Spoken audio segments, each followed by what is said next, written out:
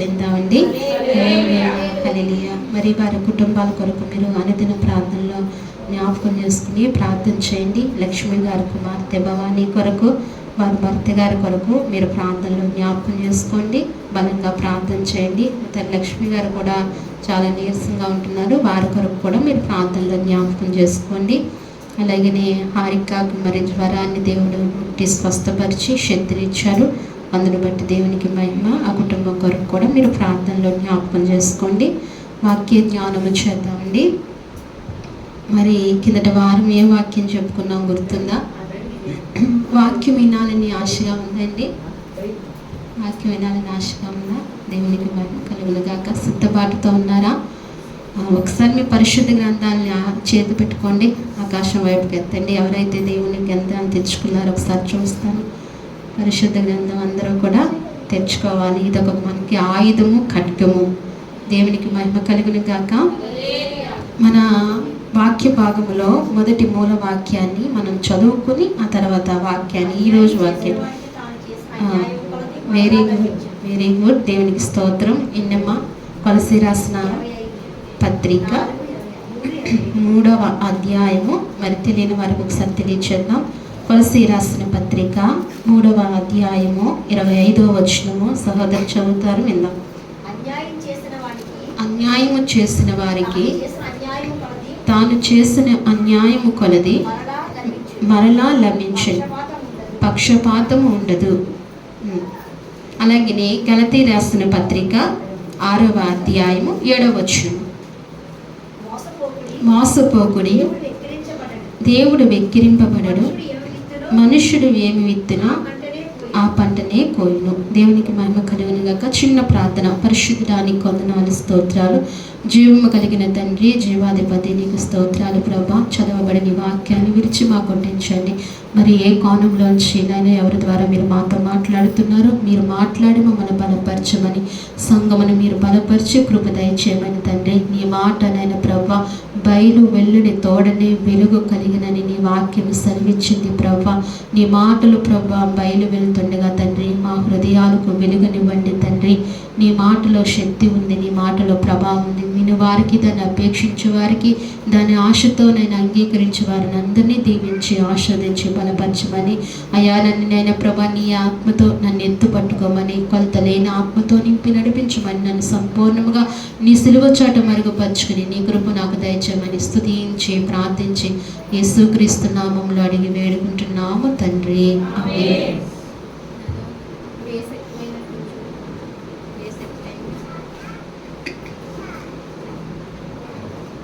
Hello, కొంచెం మనుషులు ఏమి విత్తునో అదే కోస్తారని దేవుని వాక్యం సెలవిస్తుంది. మరి మనం అనేక మందిని జ్ఞాపకం చేసుకుంటూ వచ్చాము. ఈరోజు మొదటి రాజుల గ్రంథంలోంచి ఒక వ్యక్తిని మనం చూద్దామండి. మొదటి రాజుల గ్రంథము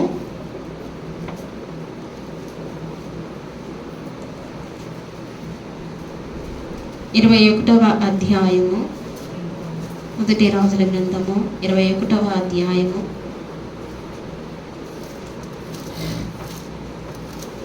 17వ వచనం చూడండి.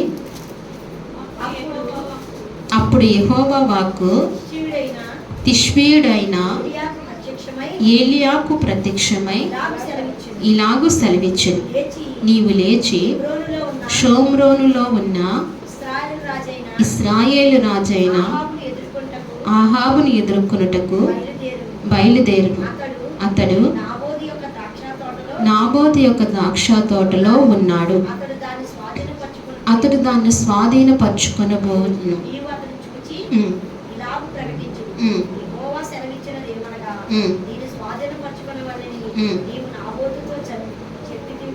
చంపితివి కదా.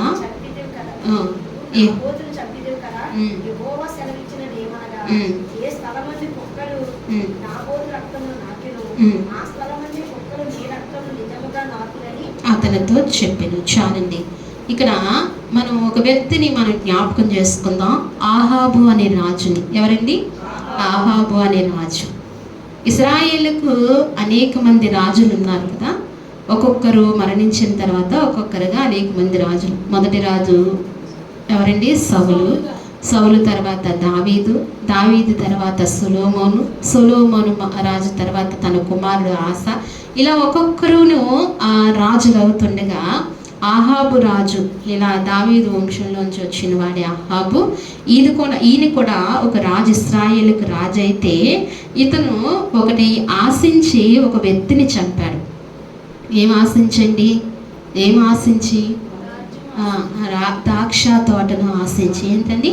ద్రాక్ష తోటను ఆశించి ఒక వ్యక్తిని చంపాడు. అందుకే ఇక్కడ చదవబడిన వాక్యం ఏమైందంటే, నాబోతి ద్రాక్ష తోటను నువ్వు ఆశించితివి కదా. ఎవరో ద్రాక్ష తోటనండి? నాబోతు అనే ఒక వ్యక్తిని ద్రాక్ష తోటను అతను ఆశపడ్డాడు, అతను కావాలని కోరుకున్నాడు. అయితే నాబోతుని అడుగుతున్నాడు ఇమ్మని. అతనేమి ఏమన్నాడండి? అతను ఇవ్వనన్నాడు. ఎందుకు ఇస్తాడు? ఇవ్వను అన్నాడు. అయితే ఇవ్వనన్న కారణంతో తను మూతు ముడుచుకుని ఎక్కడికి వెళ్ళిపోయాడంటండి? ఇంటికి వెళ్ళిపోయాడంట. ఇంటికి వెళ్ళిపోయిన తర్వాత కోపంతో అలాగనే ఉన్నాడంట. అంటే తన కోరుకున్నది దక్కలేదని, తను కోరుకున్న స్థలం ఇవ్వలేదని, ఆ పొలము పొందుకోలేదని తనకు కోపం వచ్చి, ఆ వ్యక్తి మీద కోపం వచ్చి ఏమీ చేయలేక, అంతవరకు ఆహాబుకి ఏమైనా చేయాలనే ఆలోచన లేదు. ఎవరికండి? ఆహాబు కానీ రాజుకి నాబోతుని ఏమైనా చేయాలనే ఆలోచన ఎంత మాత్రమూ లేదు. ఎప్పుడైతే అడిగేసి తను ఇవ్వనన్నాడు, ఇంటికి వెళ్ళిపోయాడో, ఇంటికి వెళ్ళిపోయిన తర్వాత అలా కూర్చున్నాడో, కూర్చున్న తర్వాత మీకు ఒక మాట సెలవిస్తున్నాను చూడండి. 21వ వచనంలో మొదటి వచనం కాడి నుంచి చదువుదామా? 21. ఈ సంగతులు అయిన తర్వాత ఇజ్రాయేలులో షోమ్రోను రాజైన ఆహాబు నగరును ఆనుకుని ఇజ్రాయేలు వాడైన నాబోతునకు ఒక ద్రాక్ష తోట కలిగి ఉండగా ఆహాబు నాబోతును పిలిపించి, నీ ద్రాక్ష తోట నా నగరును ఆనుకుని ఉన్నది గనుక అది నాకు కూర తోటకిమ్మని, దానికి ప్రతిగా దానికంటే మంచి ద్రాక్ష తోట నీకు ఇచ్చుదను, లేదా నీకు అనుకూలమైన ఎడల దానిని క్రయమునకు ఇమ్మని అడిగెను. అందుకు నాబోతు, నా పిత్రార్జితమును నీకిచ్చుటకు నాకెంత మాత్రమును వల్ల పడదని చెప్పగా. చాలండి. ఏమని చెప్పి రాజు అడుగుతున్నాడు. ఏమడుగుతున్నాడు? ఈ సంగతులు అయిపోయినదంతా, అంటే షోమ్రోన్లో యుద్ధములు అయిన తర్వాత, ఆ తర్వాత ఏలి అనే భక్తుడు ప్రార్థించినప్పుడేమో 3.5 సంవత్సరములు వర్షము కురిసింది, కురవలేదు, ఇవన్నీ తెలుసు కదండి. తర్వాత బయలుదేవతని వాళ్ళు పూజిస్తున్నారు, ఇశ్రాయేలు పూజిస్తుండగా ఆ బయలుదేవతకు బలిపీఠం కట్టారు. అయితే దేవుని బలిపీఠాన్ని కట్టకుండా వారు దేవునికి ప్రార్థించకుండా ఉన్నారు. ఏలి కలగజేసుకుని దేవుని బలిపీఠం దగ్గరేమో ఒక ఆవును వధించి దాన్ని తడిపినా సరే అగ్ని దిగి వచ్చింది. బయలుదేవతను వారు మొక్కుతుండగా కూడా ఏమి రాలేదు, అగ్ని కాల్చివేది. ఇవన్నీ కూడా ఈ సంగతులన్నీ కూడా అయిపోయిన తర్వాత అండి, షోమ్రోన్లో ఇజ్రాయేలుని రాజైన ఆహాబు నగరును ఆనుకుని ఇజ్రాయేలు వాడైన నాబోతు ఒక ద్రాక్ష తోట కలిగింది. ఏది ఆనుకునంటండి? ఇక్కడ అండి ఆహాబును నగరును ఆనుకుని. ఎవరి నగరుని? రాజు అనే నగరును, ఆహాబు అనే నగరును ఆనుకుని నాబోతు ద్రాక్ష తోట ఉంది. ఆనుకుని, ఇప్పుడు ఈ ఇంటిని ఆనుకుని ఇంకో ఇల్లు ఎలాగుందో అలాగే ఆ రాజు రాజ్యం ఆనుకుని ఏముందంటే ద్రాక్ష తోట. ఆ ద్రాక్ష తోట కావాలని ఆహాబు ఆశించాడు, అది కావాలనుకున్నాడు. దాన్ని ఎలా చేద్దాం అనుకున్నాడంట? కూరల తోటగా చేద్దామని అనుకున్నాడు. ఏంటండి? కూర తోటగా చేద్దామని ఆశపడ్డాడంట. అంటే తనకి నగరికి ఆనుకుని ఉంది, పచ్చని చెట్లు పెంచి కూరలు పెంచుకుందాం అని చెప్పి ఆశించాడంట. ఆశించినప్పుడు అతన్ని అడుగుతున్నాడు, నాబోతుని అడుగుతున్నాడు, పిలిపించి ఉన్నది కనుక ఇమ్ము, దానికి ప్రతిగా దానికంటే మంచి ద్రాక్ష తోట నీకు ఇచ్చిన. ఏమంటున్నాడు? దానికి ప్రతిగా నీకు ఏమిస్తా, అది నాకు ఇవ్వి, అది ఎంతైతే ఇస్తావో అంతకు ప్రతిగా, అంత తక్కువ ఏమి ఇవ్వను, అంతకు ప్రతిగా నీకు ఏమిస్తాను, మళ్ళా వేరే చోట నీకు ద్రాక్ష తోటని ఇస్తాను. నీకు ద్రాక్ష తోటని నాకు ఇవ్వి, నీకు ప్రతిగా నేను ద్రాక్ష తోటని ఇస్తాను అంటే రాజు అడిగినప్పుడు ఇతను చేయాలా కదా, ఇవ్వాలి. కానీ ఇతను ఏమని చెప్పాడంటే, ఏమన్నాడంటే, నాకు ద్రాక్ష తోటకి ఇచ్చేదను, లేదా నీకు అనుకూలమైన ఎడల దాన్ని క్రయమునకు అమ్మమని. పోనీ ద్రాక్ష తోట నీకు అవసరం లేదనుకో, నీకు డబ్బు కావాలనుకో, నాకు దాన్ని అమ్మేసి, నేను నీకు డబ్బు అయినా ఇస్తాను, లేదంటే ఏమిస్తాను, ద్రాక్ష తోట అయినా ఇస్తాను, ఏది కావాలంటే అది ఇస్తాను అని 2 అవకాశాలు నాబోతుకి ఇచ్చారు. అప్పుడు ఆయన అంటున్నాడు, అందుకు నాబోతు, నా పిత్రార్జితమును నీకు ఇచ్చుటకు నాకెంత మాత్రము వల్ల పడదని చెప్పాను. ఏమని చెప్పాడండి? నా పిత్రార్జితం, అది నా కష్టము కాదు, నా తరతరాల నుంచి నా పితరుల నుంచి వస్తున్న కష్టము, అది నీకు ఇవ్వటానికి నాకు ఎంత మాత్రమూ ఇష్టం లేదు. ఇప్పుడు చెప్తాము, మీకు ఏదైనా ఒక పొలం ఉందనుకోండి, ఆ పొలాన్ని మీరు అమ్మేమంటే అమ్మేస్తారా? మీ తాతయ్యో మీ అమ్మమ్మో ఎవరొకళ్ళు మీకు ఇచ్చారు, 1 ఎకరం పొలం మీకు ఇచ్చారు, దాన్ని ఎవరికో అవసరం, ఇచ్చేస్తారా? మనసు ఎంత కొట్టుకుంటుందండి కదా, ఇవ్వం కదా. అత్యంత పరిస్థితి మన ప్రాణం మీదకి వచ్చినప్పుడు మనం అమ్ముకుంటాం, కానీ ఎదటోళ్ళు అడిగినప్పుడు మనం ఇస్తామండి? ఇవ్వనే ఇవ్వం. ఎందుకని? మనకు పితరులకు గుర్తుగా అది ఉంచుకుంటాం, దాది ఉండటం వల్ల మనకి మేలు, ఎందుకైనా అది ఉంటుందే కదా అని మనం ఇవ్వం. అలాగే నాబోతు కూడా ఏమన్నాడంటే, నేను ఇవ్వను, నువ్వు ద్రాక్ష తోట ఇచ్చినా నేను ఇవ్వను, దాన్ని వెలకట్టి డబ్బు ఇచ్చినా నేను ఇవ్వను, వెండికి ఇవ్వను, బంగారానికి ఇవ్వను అని చెప్తున్నాడు. నేను ఇవ్వనే ఇవ్వను, నా పిత్రార్జితం అది, నాకు అసలు ఇష్టం లేదు నీకు ఇవ్వడానికి అని చెప్పేశారు. ఇలా రాజుతో ముఖం మీద చెప్పగానే రాజు చిన్నబుచ్చుకుని తన ఇంటికి వెళ్ళిపోతాడనమాట. అందుకే ఇక్కడ అంటున్నాడు, చెప్పగా నా పిత్రార్జితము నీకు ఇయ్యనని ఇజ్రాయేలు వాడైన నాబోతు తనతో చెప్పిన దాన్ని బట్టి ఆహాబు మూతు ముడుచుకున్న వాడే కోపముతో తన నగరంలోనికి పోయి మంచం మీద పరుండి ఎవరితోనూ మాట్లాడకుండా భోజనము చేయకుండా ఉన్నాడు. రాజు ఏమయ్యాడండి? మూతు ముడుచుకున్నాడంట. కోపం వచ్చిందంట రాజుకి, వెళ్ళిపోయాడంట, తన నగరికి వెళ్ళిపోయాడంట. నగరికి వెళ్ళగానే ఏమెక్కాడండి? మంచం ఎక్కాడంట. భోజనం చేయలేదు, భోజనం సమయంలో భోజనానికి రాలేదు, భోజనం చేయలేదు, ఏమీ చేయట్లేదు, వెళ్ళిపోయాడు. అప్పుడు వెళ్ళిపోయి పడుకున్నప్పుడు ఆ రీతిగా ఉన్నప్పుడు అంతటా అతని భార్య అయిన యెజబేలు వచ్చి అతన్ని అడిగే. చాలండి, ఇక్కడ చూడండి, మహాతల్లి ఎవరండి? మహాతల్లి యెజబేలు తెలుసా మీకు? ఆవిడ మహాతల్లి, మహాభార్య, మంచి గొప్ప సలహాలు ఇచ్చే భార్య. మనలో ఎవరమైనా ఉన్నామా? యెజబేలు లాంటి సలహాలు ఇచ్చేవారముగా ఎవరమైనా ఉన్నామా?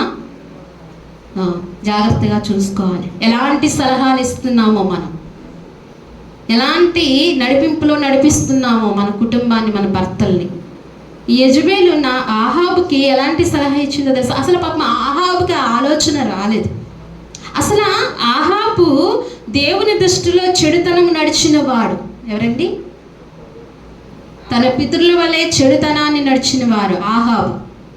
అంతకు ముందు పితరుల వలె యెహోవా ఎదుట యథార్థముగా నడిచిన పితరుల వలె నడవలేదు. తన పితరుడైన తన తండ్రి అయిన ఓమ్రి అనే తన తండ్రి చెడ్డగా నడిచాడు. ఎవరి పట్ల అండి? యెహోవా దేవుని పట్ల. అందుకే చెడ్డగా నడుస్తూ అదే రీతిగా ఆహాబు కూడా చెడ్డగా నడిచినవాడు. అంటాడు ఇక్కడ వెనక్కి వెళుతున్నప్పుడు దేవుని కోపాన్ని రేపినవాడు. ఇశ్రాయేలు అందరూ కూడా దేవుని కోపాన్ని ఏం చేశారంట? రేపాడు. ఆహాబు కూడా కారకుడు అంట. ఏలియా ఆహాబు మాట్లాడుకుంటున్నప్పుడు అంటారు, ఇక్కడ ఇదంతా మీకు చెప్పాను కదా, నీ వర్షం కురవకుండా అప్పుడు ఆహాబుకి ఏలియా ఎదురుపడినప్పుడు ఆహాబు అంటాడు, నువ్వు ఇశ్రాయేలుకు శ్రమల పాలవటానికి కారకుడు నీవే కదా అని ఏలియా అని అంటాడు. ఏలియా అంటాడు, నేను కాదు, నీ బట్టే ఇశ్రాయేలుకు కష్టం వచ్చిందని ఏలియా చెప్తూ ఉంటాడు. ఇలాంటి మనుషుడు, అది ఇలాంటి దుర్మార్గుడు, యెహోవా దృష్టికి చెడుతనం నడిచిన ఆహాబు అయినప్పటికీ ఇతనికి ఆలోచన రాలేదు. ఏ ఆలోచన అండి?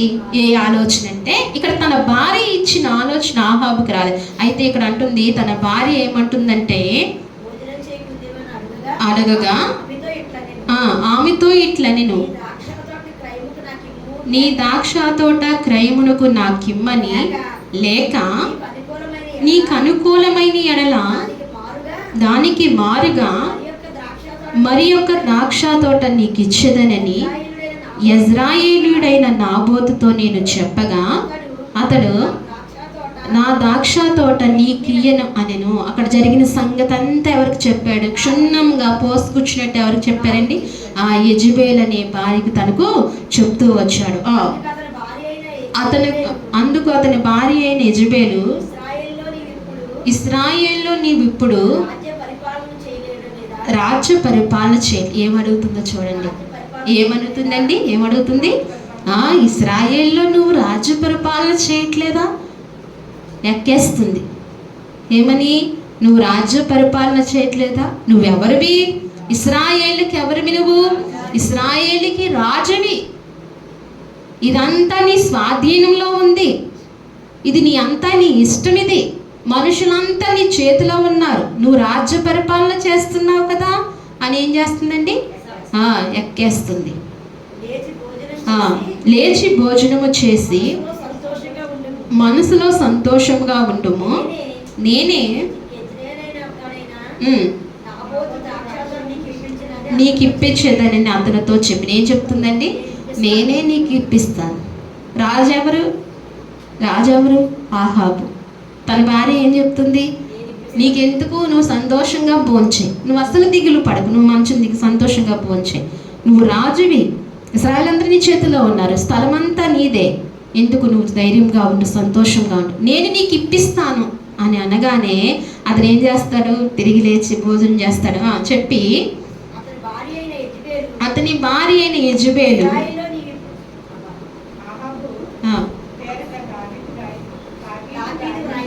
ఆహాబు పేరట తాకీదు రాయించి అతను ముద్రతో ముద్రించి ఆ తాకీదును నాబోతు నివాసు చేయు పట్టణములకు పెద్దలకును పంపెను. ఆ తాకీదులో రాయించినదేమనగా, ఉపవాస దినం జరగవలనని మీరు చాటించి నాబోతును జనులందరి ఎదుట నిలవబెట్టి, నీవు దేవుని రాజును దూషించితివని అతని మీద సాక్ష్యము పలుకుటకు పనికి మాలిన ఇద్దరు మనుషులను సిద్ధపరచుడి. తీర్పు ఆయన మీదట ఆయన బయటకు తీసుకుపోయి రాళ్లతో చావగొట్టుడి. ఏం చెప్పిందండి? యెజబెల్ ఏం చెప్పింది? రాజు ఉంగరముతో రాజుతో తాకీదు రాయించింది. ఏమని తాకీదు రాయించిందంటే, తప్పుడు సాక్ష్యము పలకమని ఇద్దరు పనికి మాలిన వారిని ఏర్పరిచిందంట. యెజబెల్కి ఎంత తెలివో చూడండి. స్త్రీలకు చాలా తెలివి ఉంటుంది, మంచి తెలివి ఉంటుంది, చెడ్డ తెలివి కూడా ఉంటుంది. అందుకే సేవకులైన వారు మాటలు ఏమంటారు? మీ వల్లే ఏమైపోయిందండి, ఇలా అయిపోయింది. ఎవరి వల్ల? అవ్వ వల్ల. తను తీసుకున్న నిర్ణయం వల్ల ఎలా అయిపోయింది? ఇలాగే అయిపోయింది. అందుకే స్త్రీలైన వారు చాలా జాగ్రత్తగా మసులుకోవాలి. సొంత నిర్ణయాల మీద ఆధారపడకూడదు. మొదటగా దేవుని నిర్ణయం మీద ఆధారపడాలి. తర్వాత ఇంటి యజమానుడైన భర్త మీద, ఇంటి యజమానుడి మీద ఆధారపడాలి. తర్వాత చక్కటి మంచి మాటలు చెప్పి నడిపించాలి. చక్కటి మాటలు చెప్పి నడిపించాలి. ఏ తప్పుడు సలహాలు ఇవ్వకూడదు. ఏ తప్పు మార్గంలో నడుస్తున్నా మనం ప్రోత్సహించకూడదు. ఇక్కడ ఏం చేస్తుందంటే, యెజబెల్ ఏం చేస్తుందంటే, ఈ రీతిగా తాకీదులు రాయించి ఏం చేసిందంటే, పంపించి ఆ ఊరు పెద్దలకు పంపించి, అక్కడికి పంపించి నాబోతును పిలిపించిన తర్వాత ఒక ఇద్దరు మనుషులు తప్పుడు సాక్షి ఏం పలుకుతున్నారు? నువ్వు దేవుని ఏర్పరిచిన రాజుకు వ్యతిరేకంగా మాట్లాడితివి. రాజుకు వ్యతిరేకంగా మాట్లాడితే ఏం చేయాలంటే రాళ్లతో కొట్టాలి. ఏం కొట్టాలండి? రాళ్లతో కొట్టాలి. నువ్వు రాజుకు వ్యతిరేకంగా మాట్లాడి అని చెప్పి ఇద్దరు సాక్ష్యం పలకగా ఆయన ఏం చేస్తారు? బయటకు తీసుకొచ్చి రాళ్లతో కొట్టి ఏం చేశారంట? చంపారంట. ఎట్లనగా వారు సామంతులను యెజబెలు తనకు పంపిన తాకీదు ప్రకారముగా జరిగించిరి. ఎట్లనగా వారు ఉపవాస దినము చాటించి నాబోతును జనుల ఎదుట నిలవబెట్టిరి. అప్పుడు పనికిమాలిన ఇద్దరు మనుషులు సమాజంలో ప్రవేశించి అతని ఎదుట కూర్చుండి నాబోతు దేవుని రాజ్యమును దూషించరని జనుల సమక్షమున నాబోతు మీద సాక్ష్యము పలుకగా వారు పట్టణం బయటకు అతన్ని తీసుకుని పోయి రాళ్లతో చావగొట్టిరి. నాబోతు రాతి దెబ్బల చేత మరణమాయనని వారి యెజబెలుకు వర్తమానము పంపగా ఏమయ్యాడండి పాపం నాబోతు గారు ఏమయ్యారు? రాళ్లతో కొట్టబడినప్పుడు ఆయన ఏమయ్యాడు? చనిపోయాడని యెజబెలుకి ఏం చెప్పారండి? వర్తమానము పంపారంట. నాబోతు రాతి దెబ్బల చేత మరణమాయనని యెజబెలు విని నాబోతు సజీవుడు కాడు, అతను చనిపోయిన గనుక నీవు లేచి యెజ్రాయేలీయుడైన నాబోతు క్రయమునకు నీకియ్యనల్లకపోయిను, అతని ద్రాక్ష తోటను స్వాధీనపరచుకు ఆహాబుతో చెప్పెను. నాబోతు చనిపోయినని ఆహాబు విని లేచి యెజ్రాయేలీయుడైన నాబోతు ద్రాక్ష తోటను స్వాధీనపరచుకోబోయెను. ఇప్పుడు చేశాడండి ఆహాబు. ఏం చేశాడు? ఆ తోటను స్వాధీనపరచుకున్నాడు. ఈ వార్త కూడా ఎవరిచ్చారు? యెజబెలే ఇచ్చింది. ఎల్లు తిరుగు, నాబోతు చనిపోయాడు, లేచి ఎల్లు, దాన్ని స్వాధీనపరచుకో. ఎంత చెడ్డ సలహా ఇచ్చిందో చూడండి. యెజబెలు ఎంత చెడ్డ సలహా ఇచ్చిందో.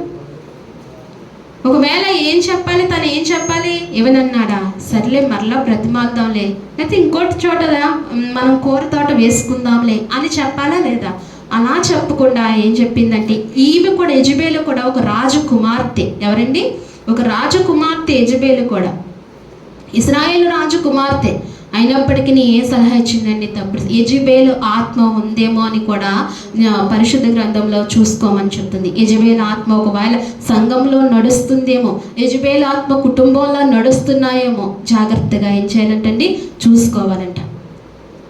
కుమారులకి ఎవరికి కూడా ఏమి ఇవ్వకూడదంటండి? చెడ్డ సలహాలు మనము ఇవ్వకూడదని దేవుని వాక్యం సెలవిస్తుంది. అందుకే ఇక్కడ ఏమందంటే, చనిపోయాడని అనగానే నువ్వు లేసి దాన్ని స్వాధీనపరచుకోమనగా మనం ముందుగా చదువుకున్నది. అప్పుడు యెహోవా వాక్కు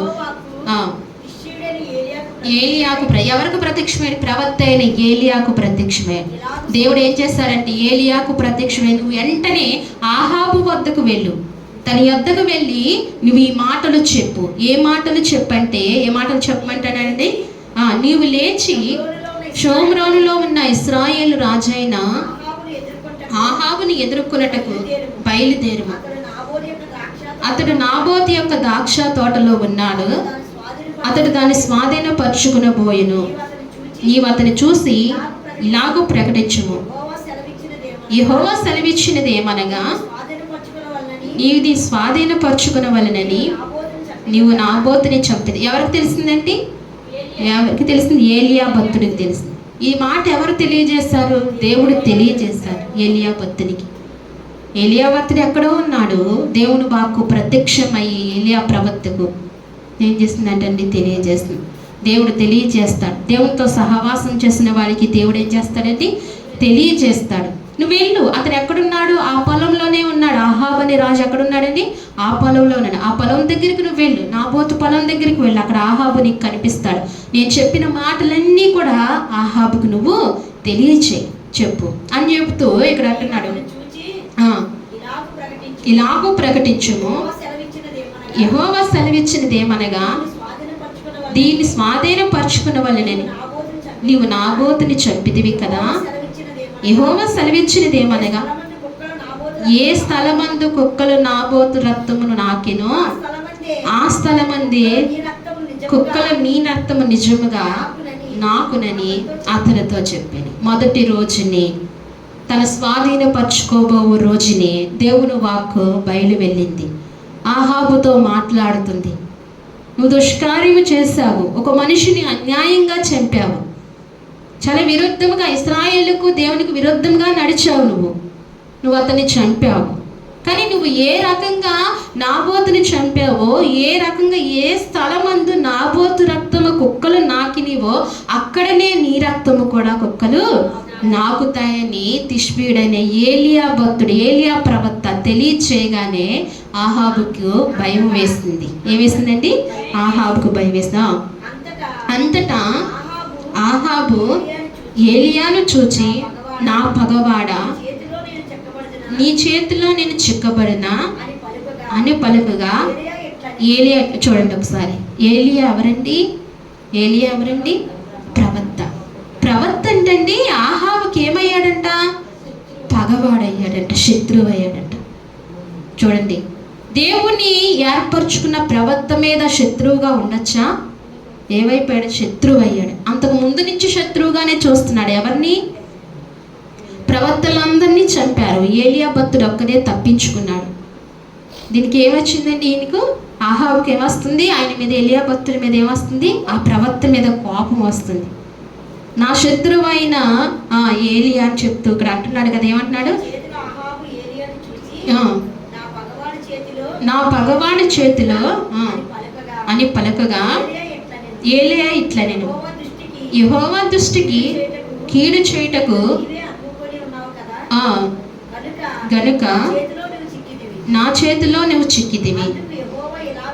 అందుకు యెహోవా సెలవిచ్చింది, నేను నీ మీదికి అపాయము రప్పించెదను, నీ మీదికి అపాయము రప్పించెదను, నీ సంతతి వారిని నాశనము చేతును, నీ సంతతి వారిని నాశనము చేతును, అల్పులేమి గనులేమి ఇశ్రాయేలు వారిలో ఆహాబు పక్షమున ఎవరు లేకుండా పురుషులందరినీ నిర్మూలము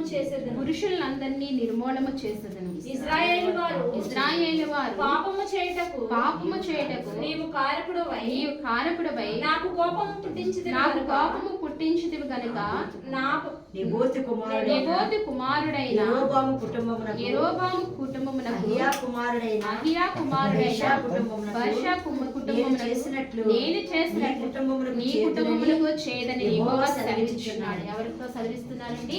ఆహాబుతో చెప్తున్నాడు.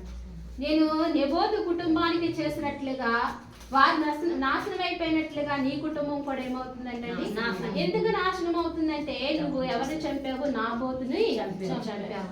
నువ్వు దేవునికి ఇశ్రాయేలు విరోధంగా నడిచావు కాబట్టి నీ కుటుంబం ఏమవుతుంది? పాడవుతుందని ఏలియా భక్తునితో చెప్పగా ఇక్కడ అంటున్నాడు. అప్పుడు పశ్చాత్తాపడతారు.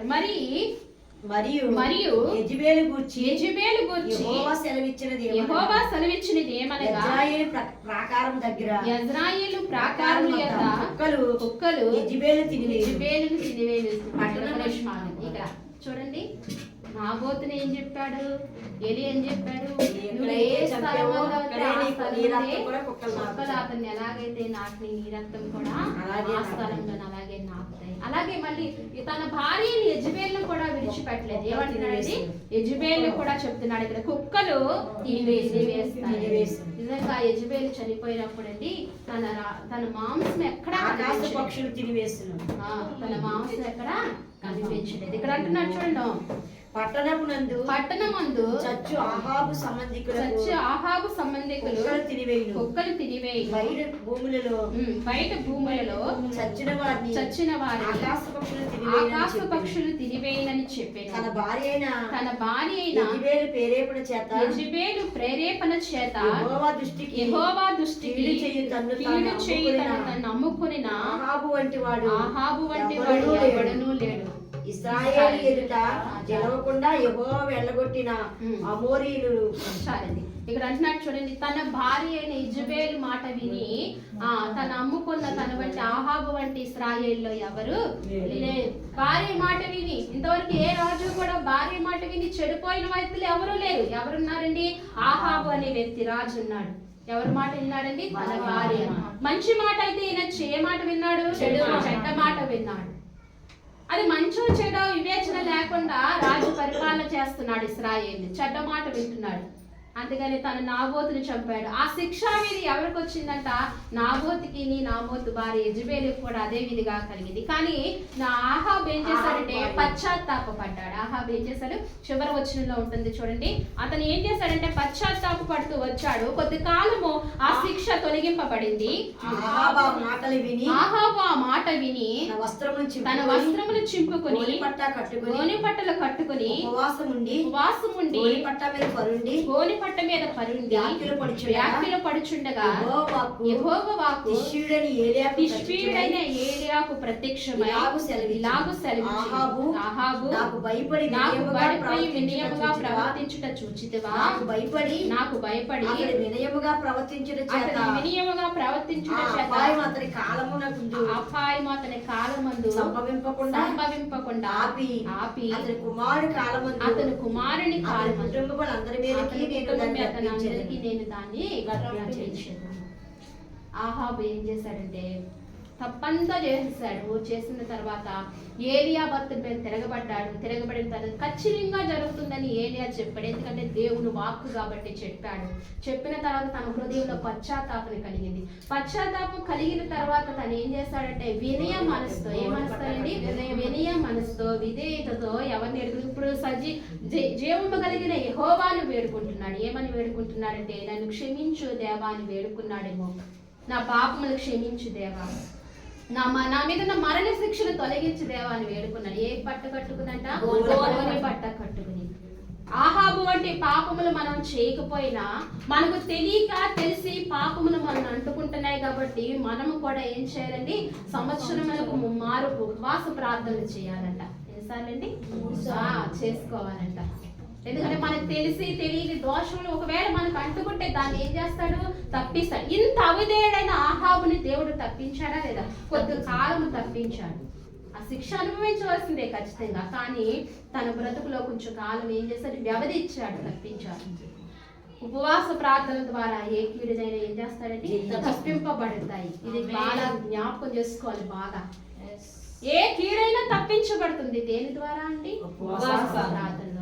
ఇది ఆహాబుకు తెలుసు. ఎందుకంటే ఇశ్రాయేలీయుడు. ఎవరండి? ఆహాబు ఇశ్రాయేలు క్రమంలో ఇదొకటి. ఉపవాస ప్రార్థన చేసి వారు ఎన్నో జయాలు పొందుకున్నారు, రాజ్యాలు స్వతంత్రించుకున్నారు, ఎన్నో గొప్ప కార్యాలు చేశారు. ఈరోజు మన కుటుంబాల్లో, మన జీవితంలో జరుగుతున్న చిన్న విషయాలు చాలా చిన్నవి. దేవుని దృష్టిలో ఏంటండి? అవి మనకు పెద్దవే. దేవుని దృష్టిలో చాలా చిన్నవి. కానీ అవి ఏం చేయాలి? మనము ఉపవాసం ఉండి మనం ఏం చేయాలంటే దాన్ని జయము పొందుకోవాలి. ఉపవాసం ఉండి జయం పొందుకోవాలి.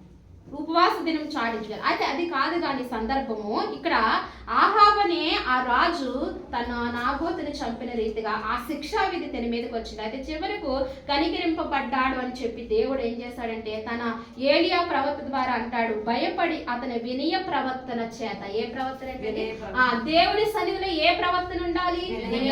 వినయ ప్రవర్తన ఉండాలి. పైకి చూపించడం కాదు, లోపల నుండి ఏముండాలండి?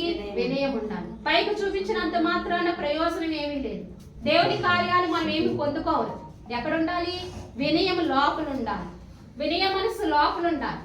లోపల లేకుండా పైన నటిస్తే దానికి ఏమి ప్రయోజనము అసలు లేనే లేదు. పైకి నటిస్తే గనక శిక్ష వస్తుంది. ఏముండాలంటండి? వినయం. దేవుడు క్షమించాలి అంటే ఏముండాలంటండి? వినయ మనసు ఉండాలి, వినయ ప్రవర్తన ఉండాలి. అది ఖచ్చితంగా మనం పొందుకోవాలి. దేవుడిని అడగాలి. ప్రతి మనిషి కూడా ఏమని అడగాలి? నాకు వినయ మనసును దయచేయటంగా. వినయం చాలా ప్రాముఖ్యమైనది. వినయం లేకపోతే అక్కడికక్కడ ఆహాబు చనిపోనేమో. తన వినయ ప్రవర్తన ద్వారా తనకు కలగబోతున్న శిక్షణ ఏం చేశాడంటండి? తప్పించుకున్నాడు. తను అంటున్నాడు వినయ ప్రవర్తన ద్వారా ఏం చేశాడంటండి? వినయ ప్రవర్తన ద్వారా ప్రవర్తన చేత ఆ అపాయం అతని కాలమందు సంభవింపకుండా ఆగి అతని కుమారుని కాలమందు అతని కుటుంబకులకు నేను దానిని రక్షించేదనని చెప్పాను. ఎవరి కుటుంబానికి? ఒక పాపము చేస్తే ఆ వ్యక్తితోనూ ఆ తరమతోనూ పోదండి. అందుకే మనము బ్రతుకు కాలంలో చాలా జాగ్రత్తగా బ్రతకాలి. దేవుని వాక్యం సర్విస్తుంది. ఏమేమి సర్విస్తుందండి?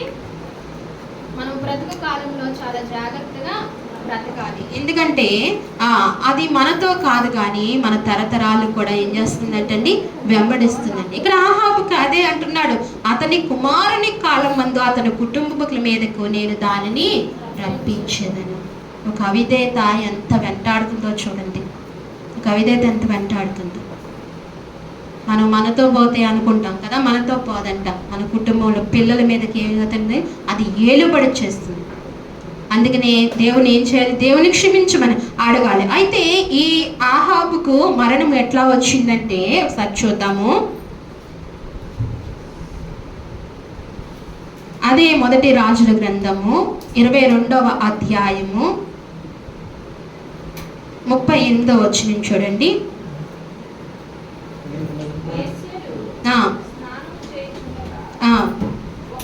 ఒకడు ఆ రథమును షోమ్రోను కొలములో కడిగినప్పుడు యెహోవా సెలవిచ్చిన మాట చొప్పున కుక్కలు వచ్చి అతని రక్తము నాకెను. ఆహాబు చేసిన ఇతర కార్యములు గూర్చి, అతడు చేసిన అంతటిని గూర్చి, అతడు కట్టించినదంత ఇంటిని గూర్చి, అతడు కట్టించిన పట్టణముల గూర్చి ఇశ్రాయేలు రాజుల వృత్తాంత గ్రంథంలో రాయబడి ఉన్నది.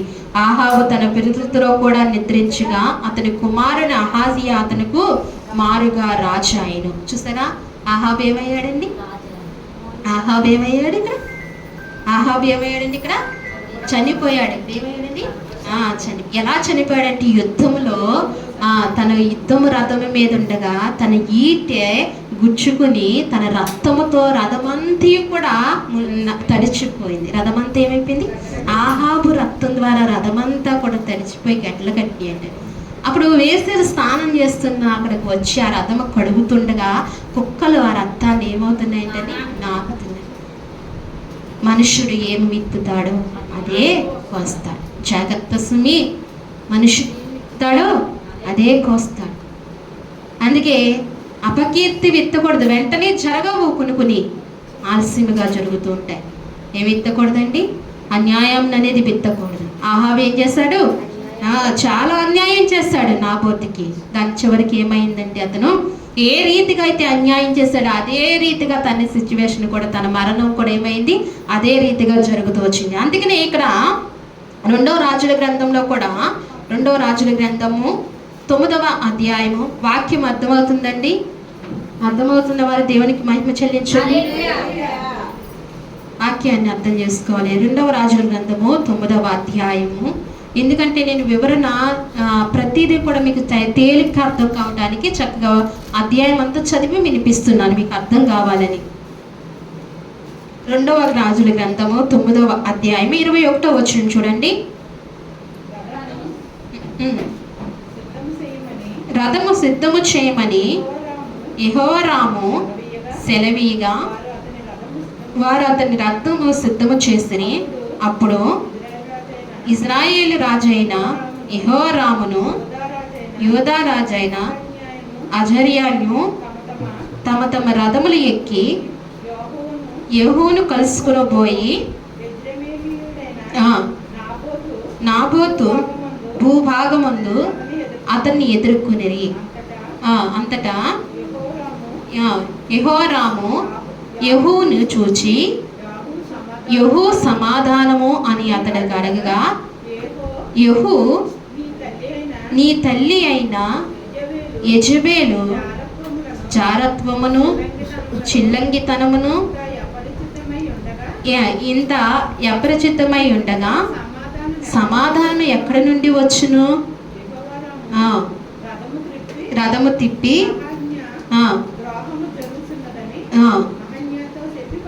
చెప్పి పారిపోయాడు. చూసారా, ఇక్కడ ఆహాబు కుమారుడు యెహూ అని ఒక రాజును కలుసుకుంటుండగా ఆయనతో అన్నారు, మీరు సమాధానముగా ఉన్నావా అని అడిగితే యెహూ రాజు అంటున్నాడు, ఏమంటున్నాడంటే నీ తల్లి అయిన యెజబేలు జారత్వము చిల్లంగితనము ఇవన్నీ ఇశ్రాయేల్లో ఉన్నాయి కదా, ఎలాగ సమాధానం ఉంటుంది అని యెహూ రాజు చెప్తున్నాడు.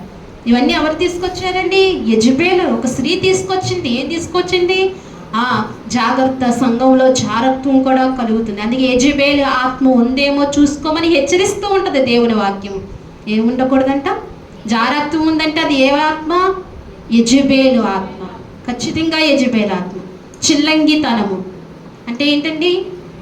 చిల్లంగితనం అంటే ఏంటండి? అవన్నిటికీ మనం తావు ఇస్తే దాన్ని కూడా ఏ ఆత్మ అండి? యెజబెలు ఆత్మ. ఒకవేళ మనలో యెజబెలు ఆత్మ ఉందే, ఇవేవైనా ఉంటే యెజబెలు ఆత్మ ఉన్నట్టే ఖచ్చితంగా. దాన్ని ఏం చేస్తే సమాధానం ఉండదంట. ఏముంటాయండి? యెజబెలు ఆత్మ ఉంటే సమాధానం ఉండదు. సమాధానము లేదంటే ఎవరు లేనట్టు? దేవుడు లేనట్టే. సమాధానం లేదంటే ఎవరు లేనట్టండి? దేవుడు లేనట్టే. అక్కడ సమాధానముగా ఉంటే యెజబెలు ఉన్నట్టే. యెజబెలు ఏ ఆత్మ రప్పించిందండి? వ్యభిచారం అనే ఆత్మను, తర్వాత చిల్లంగితనమును, ఇంకా జారత్వమును. ఇంకను చదవాలి 9వ అధ్యాయము. నీ తల్లి అయిన యెజబెలు జారత్వమును, చిల్లంగితనమును ఇంత అపరిమితమై ఉండగా, ఎంతంటే ఎలా ఉందంటండి? చాలా అపరిమితంగా ఉందంట. ఇంకా తనకు ఏమీ లేదు, అడ్డు ఏమీ ఆటంకము లేకుండా చాలా జాగ్రత్తం ఎక్కువ చేస్తుంది. తన స్వభావం అటువంటిది. అందుకనే ఆమె ఏమైందంటండి? ఒకసారి చూద్దామా? 2వ రాజుల గ్రంథంలో 21 చూసాం కదా, 26 కూడా చూద్దాం. చూడండి. అప్పుడు యెహోవా సెలవిచ్చినదేమనగా, నిశ్చయముగా నాబోతు రక్తమును వారి కుమారుల రక్తమును నిన్నటి దినమున నేను చూచితిని గనుక ఈ భూభాగమంతయు నేను ప్రతీకారము చేయుదును. ఇదే యెహోవా వాక్కు. కాబట్టి నీవు యెహోవా మాట చొప్పున అతని ఎత్తి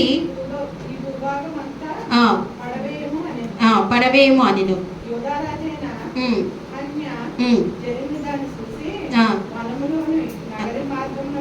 చాలండి, ఇక్కడ చూడండి. అయితే ఈమె కూడా యెజబెలు దిక్కులేని చావు చచ్చింది. ఒకసారి చూద్దామా? 9వ అధ్యాయము 31వ వచనం చూడండి.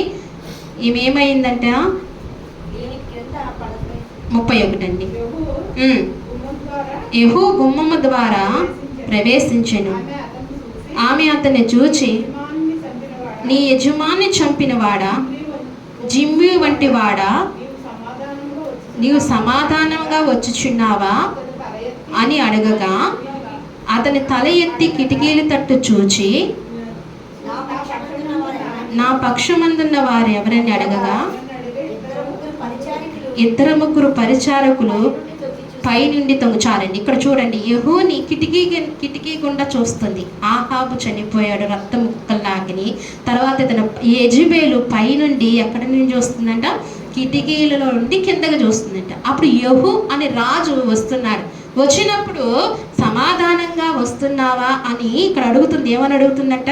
నీవు సమాధానంగా వచ్చుచున్నావా అని అడగగా, అతడు ఈ మాట వినగానే, యెజబెలు స్వరం అని వినగానే యెహూ తల పైకెత్తి చూచినప్పుడు, నా పక్షమున వారన్న అడగగా 2-3 పరిచారకులు పైనుండి తొంగి చూసి, అక్కడ పైన యెజబెలు దగ్గర ఉన్నవారు, మీరు నా పక్షంగా ఎవరైనా ఉన్నారా అని యెహూ అడిగినప్పుడు, అక్కడ పైన ఉన్న పరిచారకులు ఎంతమంది చూస్తారంటే 2-3 కిందకు చూశారట. చూసినప్పుడు ఇక్కడ ఏమైందంటే, దీన్ని కిందకి పడదోయడని అతను చెప్పగా, ఎవరిని? యెజబెలు. ఏం చెప్పాడండి?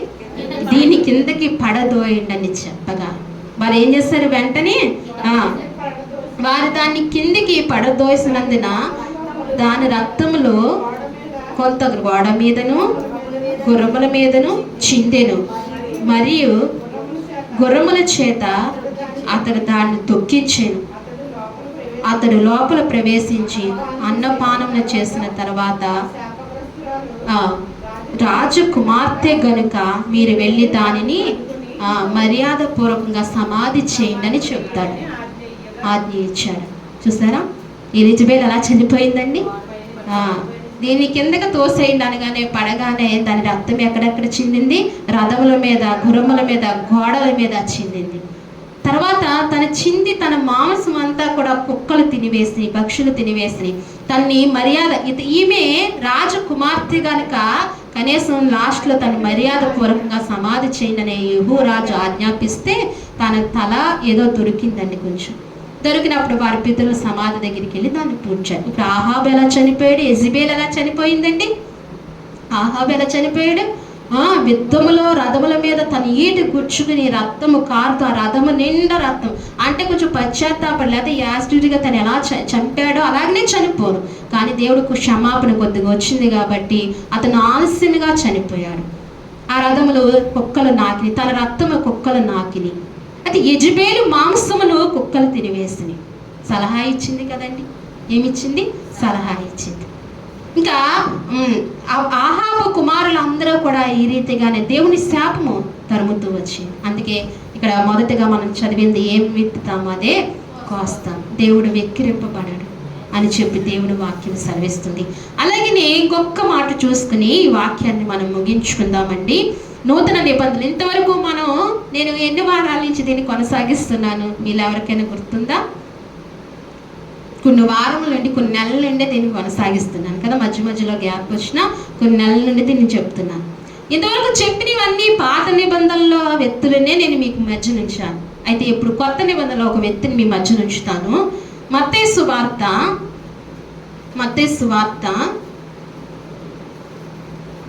ఇక్కడ ఆహాబు గురించి మీకు తేటగా అర్థమైందండి.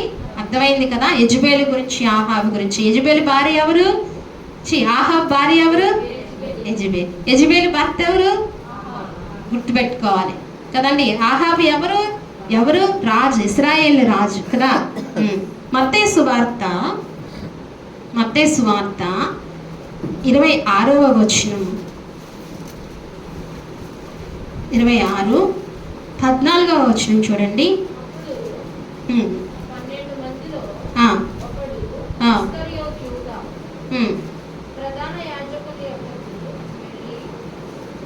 అమ్మా 26, 14వ వచనం చూడండి. చదవమ్మా, చదువు. అప్పుడు 12 మందిలో ఒకడు, ఇస్కరియోత యూదా, ప్రధాన యాజకుల యొద్దకు వెళ్ళి, నేను ఆయన మీకు అప్పగించిన యెడల నాకేమిత్రని అడగగా, అందుకు వారు 30 వెండి నాణెములు తూచి వానికి ఇచ్చిరి. అప్పటి నుండి ఆయనను అప్పగించుటకు తగిన సమయం కనిపెట్టుచుండెను. ఎవరండి ఇక్కడ? ఇస్కరియోతు యూదా. ఎవరిని అప్పగిస్తానంటున్నాడు? సజీవుడైన దేవుని, గొప్ప సర్వోన్నతిని, నమ్మదగిన వాడిని, లోకరక్షకుని ఏం చేస్తానంటున్నాడు? అమ్మేస్తానంటున్నాడు, అప్పగిస్తానంటున్నాడు. ఎవరికి? అక్కడ ఉన్న వారికి ఏం చేస్తానంటున్నాడు? అప్పగిస్తానన్నాడు. ఎంత ఇస్తారు అని అడిగాడు. ఎవరు? ఇస్కరియోతు యూదా అడిగాడు. మీరు ఎంత ఇస్తారు దేవుని అప్పగిస్తే అంట? వాళ్ళు వెంటనే వెండిని తూసి ఏం చేస్తారంటండి? వెండిని తూసి 30 వెండి నాణ్యాలు అతనికి అప్పటి నుండి సమయం చూస్తున్నాడు. ఏంటంటాడు? గోతికాడ నక్కలాగా ఏం చూస్తున్నాడండి? సమయాన్ని చూస్తున్నాడు. దేవుడు ఎక్కడ దొరుకుతాడా వారికి అప్పగిందామా అని సమయం చూస్తున్నాడు. ఎవరు? ఇస్కరియోతు యూదా. చూసారా, తన సమయాన్ని చూస్తూ అప్పగించాలని అప్పగిస్తున్నాడు. అలాగనే ఇక్కడ 16వ వచనం కూడా చదువుతాం. 16వ వచనం, వాడు అప్పటి నుండి ఆయన అప్పగించుటకు తగిన సమయం కనిపెట్టుచుండెను. కనిపెడుతున్నాడు. అయితే 27వ వచనంలో 27వ అధ్యాయం 3వ వచనం చూడండి. 27వ అధ్యాయము 3వ వచనం. అప్పుడు ఆయన అప్పగించిన యూదా ఆయన శిక్ష విధింపబడగా చూచి పశ్చాత్తాపపడి ఆ 30 వెండి నాణెములు ప్రధాన యాజకుల యొద్దకును పెద్దల యొద్దకును మరలా తెచ్చి, నేను నిరపరాధ రక్తమును అప్పగించి పాపము చేస్తుందని చెప్పాను. చూడండి, ఇక్కడ ఇస్కరియోతు యూదా ఏమంటున్నాడండి? మొదట అనిపించలేదా ఆయన ఎవరని? తనకు తెలియదా? తను ఎవరితో ఉన్నాడండి? ఆయనతోనే ఉన్నాడు. 12 మందిలో ఒక్కడు ఆయన. శిష్యులు ఆయన వెంబడిస్తూ వచ్చారు, ఆయనతోనే ఉన్నారు. కానీ అప్పుడు అనిపించలేదు. ఏమనిపించలేదు? ఆయన నిరపరాధుడు, లోకరక్షకుడు వచ్చాడు, లోక జనులందరినీ రక్షించడానికి వచ్చాడు. అలాంటి మహనీయుని నా చేతులతో నేను అప్పగించకూడదు, నేను ఆయన శిష్యుల్లో ఒక్కడని అని అతని గ్రహింపు అతనికి లేకుండా పోయింది. అప్పచెప్పేశాడు. అప్పచెప్పిన తర్వాత అప్పుడు వచ్చిందండి ఆ గ్రహింపు. ఏమంటే నిరపరాధి రక్తమును అప్పగించి పాపము చేసి తిని ఏం చేశాడండి? పెద్ద పాపం చేశాడు. మనం కూడా దేవునితోనే ఉంటున్నాము అని అనుకుంటూనే ఇస్కరియోతు యూదాలాగా అపరాధములకు పాత్రలం అవుతున్నామేమో ప్రతిక్షణం ఏం చేయాలండి? గ్రహించుకోవాలి. ఆనాడు ఇస్కరియోతు యూదా ఒకసారి అప్పగించాడు. మనం ఎన్నిసార్లు అప్పగిస్తున్నాం? దినమంతా మనం ఆయన సిలువకు అప్పగిస్తున్నాం. అందుకే గ్రహించుకోవాలి, చాలా జాగ్రత్తగా జీవించాలి. ఎక్కడ అప్పగిస్తున్నాము అంటే మన చూపుల ద్వారా ఆయన్ని అప్పగిస్తున్నట్టే. చూడరాని దృశ్యం చూస్తే ఎవరిని అప్పగించినట్టు? ఆయన్ని అప్పగించినట్టే. అనరాని మాటలు అంటుంటే ఎవరిని అప్పగించినట్టండి? ఆయన్ని అప్పగించినట్టు. మనం ఎవరినైనా అన్నప్పుడు ఒక్కసారి సిలువలో ఆయన యేసు ప్రభువుని జ్ఞాపకం చేయాలి. అనేసిన తర్వాత ఈ ఇస్కరియోతు యూదాలో పశ్చాత్తాపడితే కుదరదు కదా. ఏం పడకూడదండి? అప్పుడు పశ్చాత్తాపడితే కుదరదు. చేసేసిన తర్వాత పశ్చాత్తాపడితే కుదరదు. ముందునే స్పృహ ఉండాలి. ఏముండాలి? ముందే మనకు స్పృహ ఉండాలి. నేను సిలువ వేసిన యేసయ్యను మరలా సిలువ వేస్తున్నానే స్పృహ మనకు ఉండాలి. ఈయనకి లేకపోయేటప్పటికి ఏం చేస్తాడంటండి? అప్పగించాడంట. అప్పగించినప్పుడు నేను నిరపరాధి రక్తమును అప్పగించి పాపము చేస్తుందని వారు దానితో మాకేమి పని అని చెప్పుకొని చున్నారు. నువ్వు అప్పగించావు, నీకేమి పని అని వారు అంటున్నారు అని ఏమంటున్నాడు? అంతటా ఆ వెండి నాణ్యములు దేవాలయంలో పరవేసిపోయి ఉరు పెట్టుకునేను. ఏం పెట్టుకున్నాడండి? ఆ వెండి ద్వారా తను ఏమైనా బ్రతికాడా? ఆ వెండిని ఏమైనా తను ఉపయోగపడిందా? ఆ వెండి ఏమైనా తను రక్షించిందా? దేన్ని ఆశించాడండి? ఈ లోకపు వెండిని ఆశించాడు. ఆశించి ఎవరు నమ్మాడు? నిరపరాధి రక్తాన్ని ఏం చేశాడు? ఆయన అమ్మేశాడు, అప్పగించాడు. ఆ సజీవమైన దేవుని, ఆ గొప్ప దేవుని, సర్వోన్నతని, ఆయా మహిమలంతా కూడా యోధాకు తెలుసు. మనం కూడా మనకి అన్నీ తెలుసు కూడా తప్పిపోతున్నాం. అన్నీ తెలుసు కూడా తప్పిపోతున్నాం. తిరిగి ఏమయ్యాడండి? చివరికి ఇస్కరియోతు యూదా ఏమయ్యాడు? ఉరి వేసుకుని చనిపోయాడు. తాను తీసుకున్న గ్రోతులు ఏం చేశాడు? తానే పడిపోయాడు. అందుకని మన విశ్వాస జీవితంలో చాలా నమ్మకంగా, యథార్థంగా జీవించాలి. ప్రతి దినము, ప్రతి వారము వాక్యము మనతో మాట్లాడుతుంది. ఇలా నడవకూడదు, ఇలా నడవాలని వాక్యమే మనల్ని బోధిస్తుంది. వాక్యము మనకు అర్థము వంటిదంటండి. ఏంటండి? అర్థము వంటిది. మన ముఖం లేని లోపు ఉంటే ఎవరైనా ఇతరులు చెప్పినా చెప్పకపోవచ్చు, కానీ అర్థం దగ్గరికి వెళ్ళినప్పుడు అది గమని మనకు తెలియజేస్తుంది. అర్థం చూపిస్తుంది మన ముఖంలో ఉన్న లోపములు. అలాగే వాక్యం ఏంటంటండి? అర్థము వంటిదంట. ఆ అర్థం లాంటి వాక్యాన్ని మనం ఏం చేయాలంటండి? ఉన్నతముగా అపేక్షించి దాని ప్రకారంగా నడవాలి. అందుకే ఏమి విత్తుతామో అదే కోస్తాం. చాలా జాగ్రత్త. కీర్తనాకారుడు కూడా ఒక మాట అంటాడు, చివరిలో ఒక మాట అంటాడు. చూడండి. కీర్తనాకారుడు 9వ అధ్యాయము, కీర్తనా గ్రంథము 9వ అధ్యాయము 15వ వచనం చూస్తారా? తాను త్రవ్విన గుంటలో జనములు మునిగిపోయి, తాము ఒడ్డిన వడలో వారు కాలు చిక్కబడి ఉన్నది. యెహోవా ప్రత్యక్షమాయి ఆయన తీర్పు తీర్చి ఉన్నాడు. దుష్టులు తాము చేసుకున్న దానిలో చిక్కుకొని ఉన్నారు. చూడండి, తాము త్రవ్విన గుంటలో ఎవరు పడతారంట? ఎవరు త్రవ్విన గుంటలో వారే పడతారు. ఎవరు చిక్కిన వలలో వారు కాలు జారి ఆ వలలో ఏమైపోతారంట? చిక్కబడిపోతారంట, పడిపోతారంట. కీర్తనాకారుడు కూడా సెలవిస్తున్నాడు, ఎవరు త్రవ్విన గుంటలో వారు. ఎందుకంటే తాను చూశాడు, సౌలు మహారాజు తవ్విరాడు, అందుకే తను చూశాడు. చూసారా? ఇంతమంది భక్తులు మన ముందున్నారు కాబట్టి మనం ఏం చేయాలండి? వీరందరూ ఇలా నడిచారు కాబట్టి మనల్ని వాక్యంతో మనం జాగ్రత్తగా నడవమని దేవుని వాక్యం ఏం చేస్తుంది?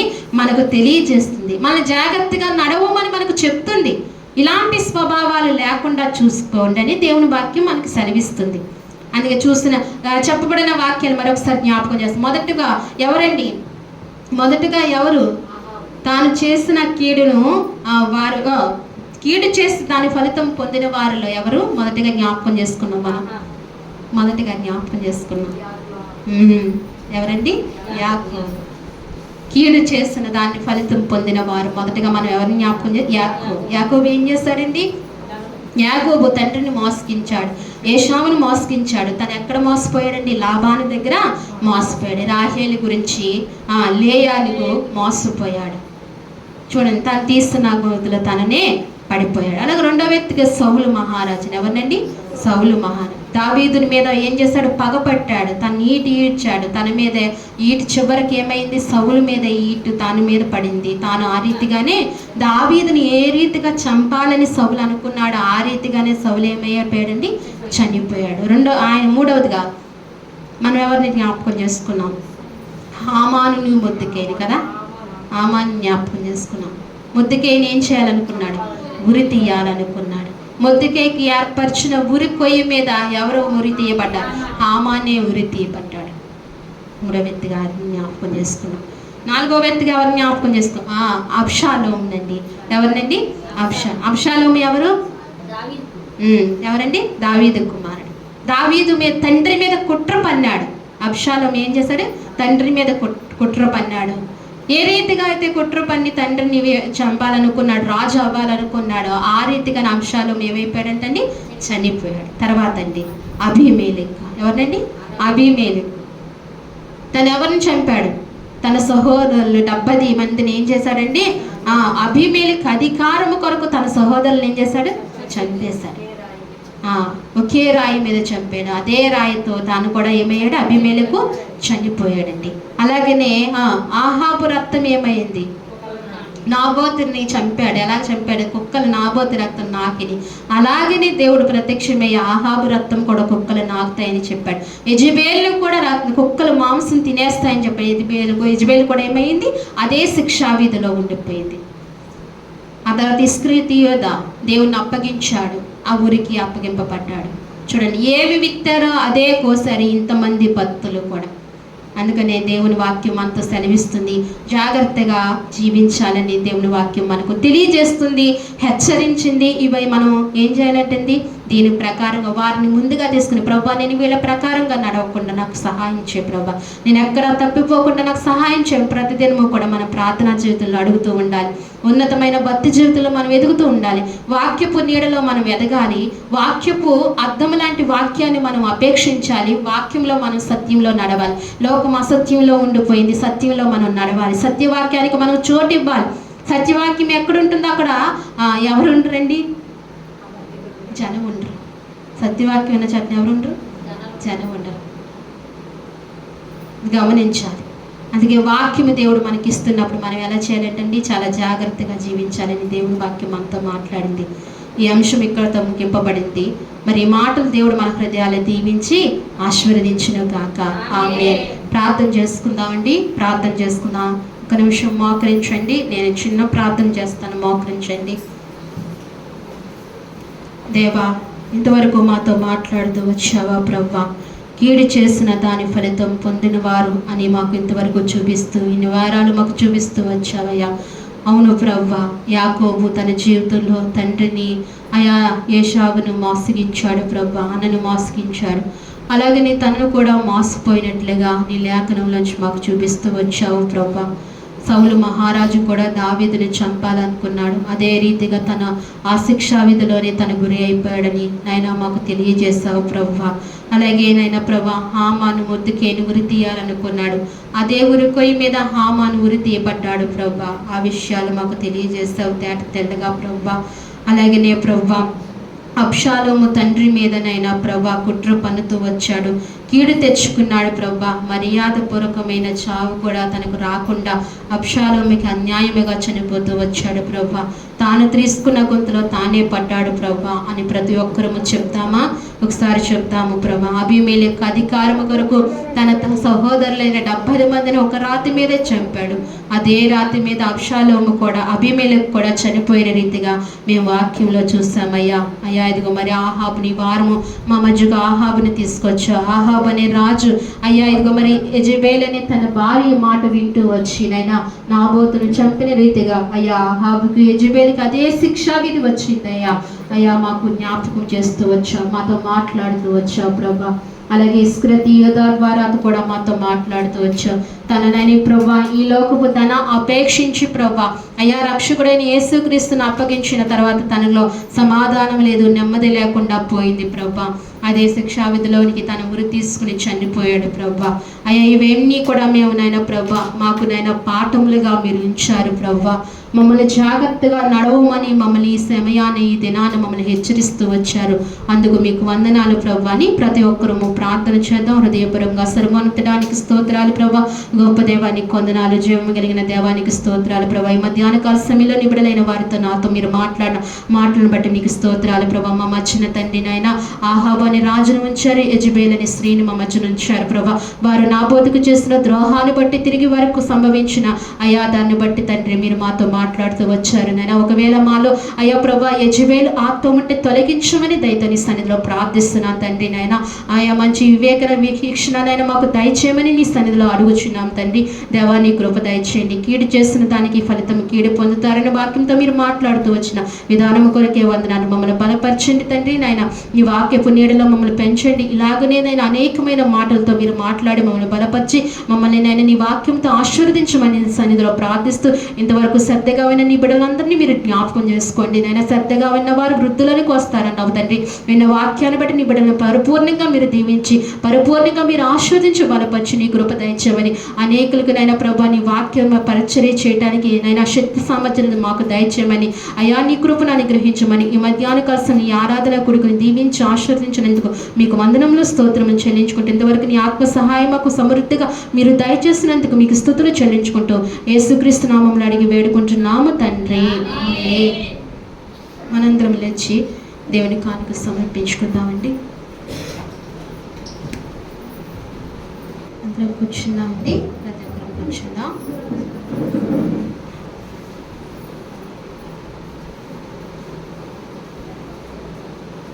కొన్ని విన్నపాలు ఉన్నాయి, దయచేసి విన్నపాలు విందాం.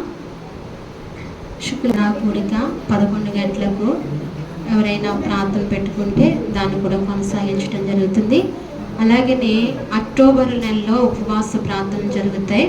అలాగే ఈ నెల 3 రోజుల అక్టోబర్ నెల ప్రార్థనల గురించి 3 దినాలు ఉపవాస ప్రార్థనలు జరుగుతాయి. ఈ నెల 3 దినాలు ఉపవాస ప్రార్థనలో ఏకీభవించాలి, తప్పనిసరిగా ప్రార్థన చేయాలి. అది నేను మళ్ళా మీకు తెలియజేస్తాను ఎప్పుడనేది. ఈ నెలలో 3 రోజులండి. అది ఎలాగంటే 11 గంటల నుంచి 4 వరకు ఏకదాటిగా, ఇంక తర్వాత మనం ఇంటికి వెళ్ళిపోవడమే. ఎన్ని గంటలండి?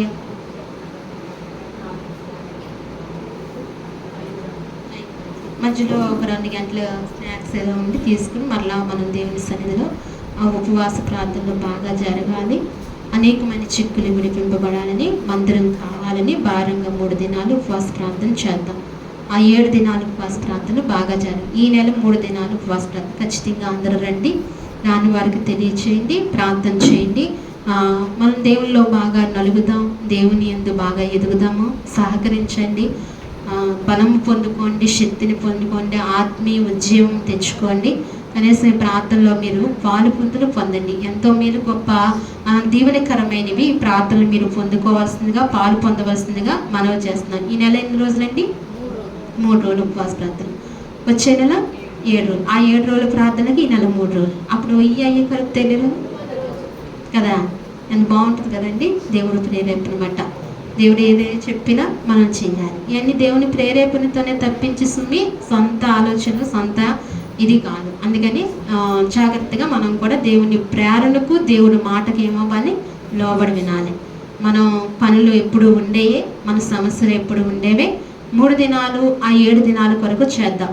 ఈ 3 దినాలు పురుషులు రాకపోయినా పర్వాలేదు, కానీ ఆ 7 దినాలు కూడా పురుషులు మొత్తం అందరూ కూడా ఏం చేయాలండి, దేవుని. ఎందుకంటే సంవత్సరానికి ఒకసారి మనము ఆ రీతిగా ప్రార్థించినప్పుడు మనకు గొప్ప విజయం అంతే, ఇంకా చెప్పలేము. దాని ఎంత విజయం అనేది మనం చెప్పలేము. పొందుకున్నవారు, కడతో చూస్తున్నవారు, మనం అనుభవిస్తున్న వారికి మనకు తెలుస్తుంది. అందుకని అనేక మంది బలమైన జీవితాలు అందరూ కూడా ఆశ్చర్యకరమైన జీవితాలు ఉండాలంటే 7 దినాలు ఉపవాస ప్రార్థనలు ఖచ్చితంగా పొందాలి. ఈ విషయాలు గమనించండి. మీ ప్రతిదినం అనుదిన ప్రార్థనలో కూడా ఈ విషయాల గురించి మీరు ప్రార్థనలో జ్ఞాపకం చేసుకుని ప్రార్థన చేయండి. ప్రార్థన చేసుకుందాం. చివరి ప్రార్థన చేసుకుందామండి. దేవుడు స్వస్థత ఇచ్చినట్లుగా ఆ కుమార్తె విషయంలో కూడా దేవుడు గొప్ప కార్యం చేసినట్లుగా మీరు ప్రార్థనలో జ్ఞాపకం చేసుకోండి. ఇలాగ సమస్యలో, మన సంఘంలో సమస్యల్లో, ఇరుకుల్లో, ఇబ్బందుల్లో ఉన్న వారి కొరకు మీ వ్యక్తిగత ప్రార్థనలో జ్ఞాపకం చేసుకోవాల్సిందిగా మనం చేస్తున్నాం. రాని బిడ్డల కొరకు కూడా మీరు భారంగా ప్రార్థన చేయండి. ప్రభువా, వారికి మరొక తరుణం ఇవ్వు ప్రభువా అని అడుగుదాం. వారి కొరకు ప్రార్థన చేద్దాం. చివరి ప్రార్థన చేసుకుందాం అండి. మహాపరిశుద్ధుడా, ప్రేమగల తండ్రి, మహోన్నతుడానికి స్తోత్రాలు. గొప్ప దేవుడా, సర్వోన్నతుడానికి వందనాలు. జీవము కలిగిన దేవ, జీవాధిపతి, ఆరాధకుడా, ఆరాధనకు యోగ్యుడా, ఆరాధనకు పాత్రుడా, మీకు వందనములు, స్తోత్రములు ప్రభువా.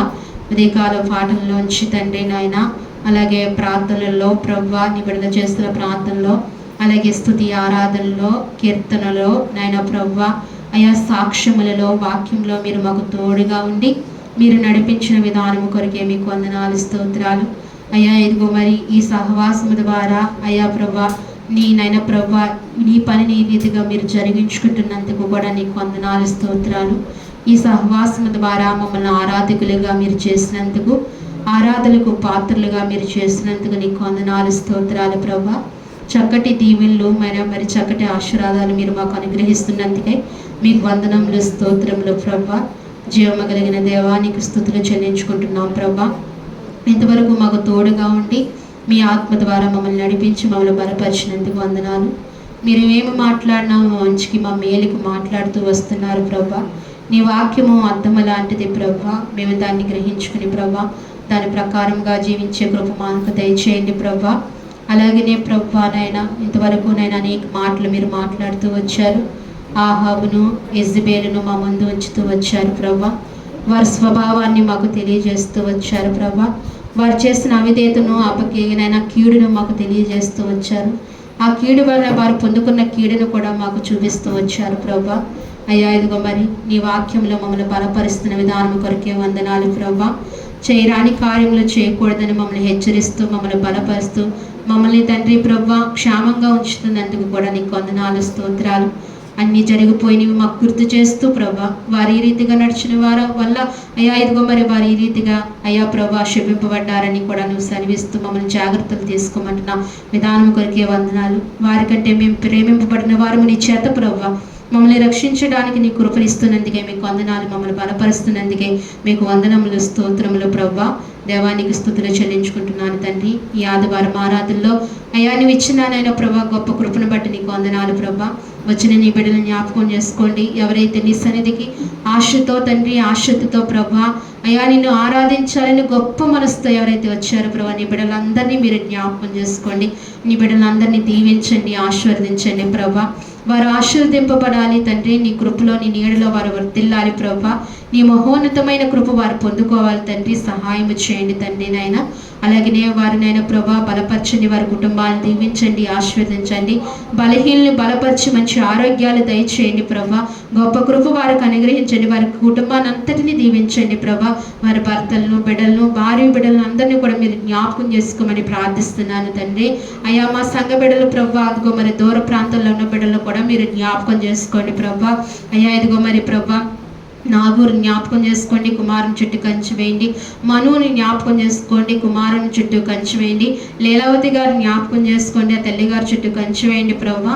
అలాగనే తండ్రి నైనా డార్కా జ్ఞాపకం చేసుకోండి, ఆ బిడ్డ చుట్టూ నీ కంచి వేయండి. సూర్యవతి గారు జ్ఞాపకం చేసుకోండి, ఆ బిడ్డ చుట్టూ కూడా నీ కంచి వేయండి నైనా. అలాగనే ప్రభా లావణ్య గారు జ్ఞాపకం చేసుకోండి, ఆ బిడ్డ చుట్టూ నీ కంచి వేయండి ప్రభా. నీ కాపుదలు ఉంచండి. ఈ బిడ్డలందరినీ మీరు దీవించి నడిపించండి తండ్రి. అలాగే మా సంఘ బిడ్డలు ప్రభా, ఆడబిడ్డలు తండ్రి, వారి అత్తవారింటి కాడుగా బిడ్డలందరినీ కూడా మీరు పేరు పేరున ప్రతి ఒక్కరిని మీరు దీవించి ఆస్వాదించి బలపరచమని నీ సన్నిధిలో ప్రార్థిస్తున్నాను. మా సంఘ బిడ్డ కుటుంబాలన్నింటినీ మీరు దీవించి బలపరచండి. బలహీనలు మీరు ముట్టుకోండి, స్వస్థపరచుకోండి. నీ గాయపడిన హస్తం ఉంచండి ప్రభా.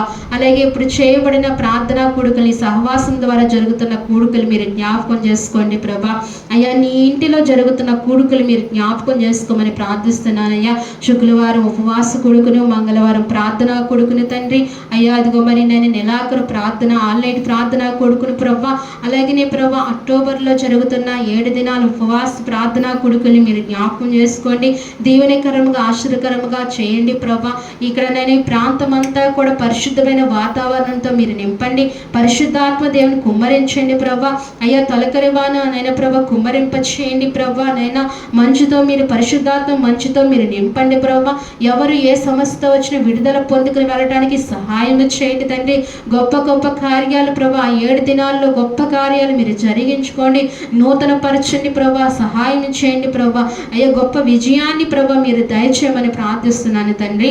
అలాగే ఆ కూడికల కొరకు తండ్రి 3 దినాలు ఉపవాస ప్రార్థనలు, ఈ నెలలో జరుగుతున్న ఉపవాస ప్రార్థనలు కూడా మీరు జ్ఞాపకం చేసుకోండి, మమ్మల్ని సిద్ధపరచండి.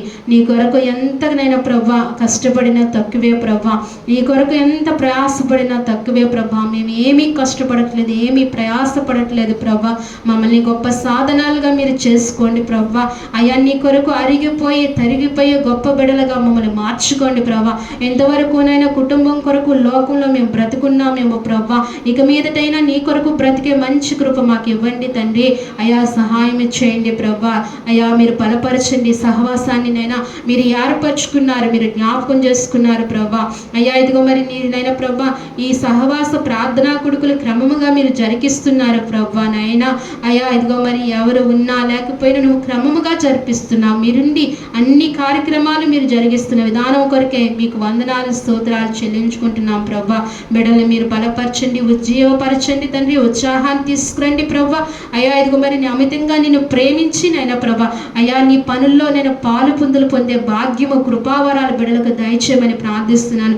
సంఘానికి సహవాసానికి ప్రభా కావాల్సిన ఈవులు మీరు దయచేయండి. ముఖ్యంగా నైనా యవన బిడ్డలు నడిపించండి ప్రభా, అనేక యవన బిడ్డలు నడిపించండి. అయ్యా ఇదిగో మరి తండ్రి అయ్యా అనేకమైన చోట్ల ప్రభా మేము యవన బిడ్డలను చూసినప్పుడు మాకు బాధ కలుగుతుంది తండ్రి. అయ్యా నిజంగా వ్యాధులు కలుగుతుంది. ఇదే యవన బిడ్డలు దేవుని పనిలో ఉంటే ఎంత బాగుంటుందో అనిపిస్తుంది తండ్రి. నాయన అయ్యా రాజ్య సువార్త ఎంతనైనా ప్రభా వ్యాప్తి చెందుతుందో అనిపిస్తుంది ప్రభా. వ్యర్థమైన చోట్ల ప్రభా అనేకమైన యవన బిడ్డలు ఉంటూనైనా ప్రభా నైనా వారి సమయాన్ని తండ్రి వారి బలాన్ని వారి ఖర్చుని అంతయు కూడా అయ్యా వెచ్చిస్తున్నారు ప్రభా. నైనా అయ్యా ఇదిగో మరి నీతి సూర్యుడమైన నీ కొరకు నైనా వారు ఏమి అయ్యా చేయలేకపోతున్నారు ప్రభా. బిడ్డలు మీరు జ్ఞాపకం చేసుకోండి, ఎవరి యువతలు మీరు నడిపించండి ప్రభా. నైనా ఒక ఉజ్జీవాన్ని సంఘానికి రగిలింప చేయండి ప్రభా. అనేకమైన యవన బిడ్డలు మీరు నడిపించండి ప్రభా.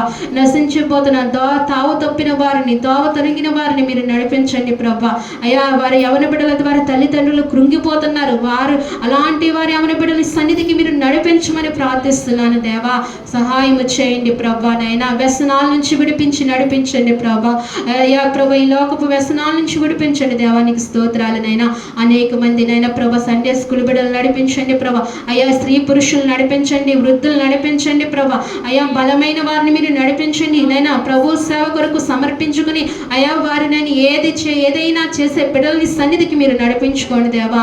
అయ్యా సహాయం చేయండి ప్రభా. నైనా నీకు వందనాలు తండ్రి. ఈ పరిచర్య విస్తరించాలి తండ్రి. నైనా సరిహద్దులు విశాలపరచండి దేవా.